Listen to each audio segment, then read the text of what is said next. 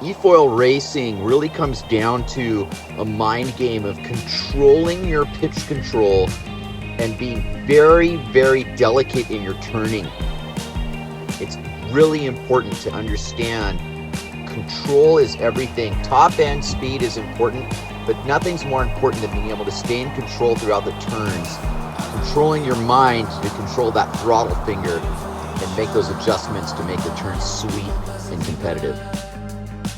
That final between Koskinen and myself in Kuopio set the tone for the kind of racing that we really all aspire to.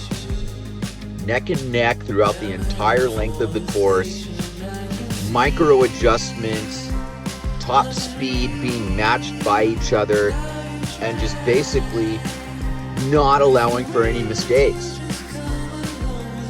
The thing about that final in Kuopio that really stood out was not only was there no room for mistakes, it was really demanding to keep the top end speed up.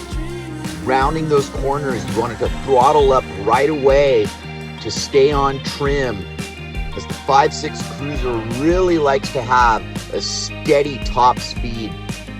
It's a really sweet ride in that regard, and that's why we standardized that particular lift model in the racing right now. The importance of all these racing titles aside, I think the thing that we aspire to the most are some of these local course records, like our home track in Lapinlahti, where we broke the 30-second barrier at the beginning of the year, which had been a major goal for the three of us that have done it. And then things went to a whole new level late in the season when I clocked a 26.16 on the E3 and 100 surf wing.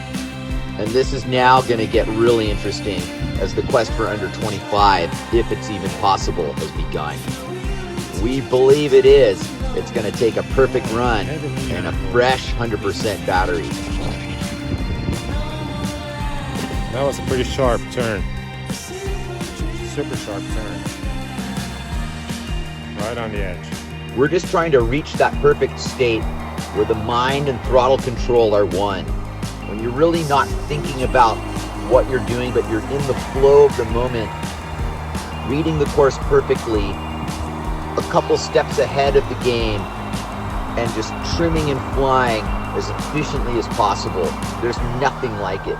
And when you hear that lap time, you know exactly what you've done right and what you've done wrong and what you need to do to improve it.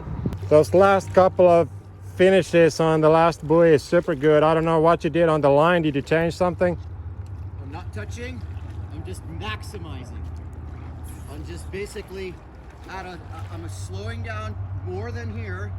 Yeah. And it's giving me this steep turn that I'm kind of throttling into.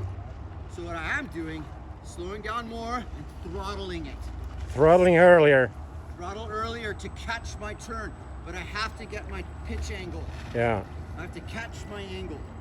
It's this cerebral process, and you start eliminating these miniature mistakes you're making. You mean towards the end, the third buoy? Yeah, my theory is good. I'm just taking it a little far. It's a dive. I need to adjust a little bit, but no, I'm overcompensating on this. That's why I didn't get better times today. Taking the feedback from your friends, watching the video closely, analyzing every turn to make the perfect run. There's nothing like it.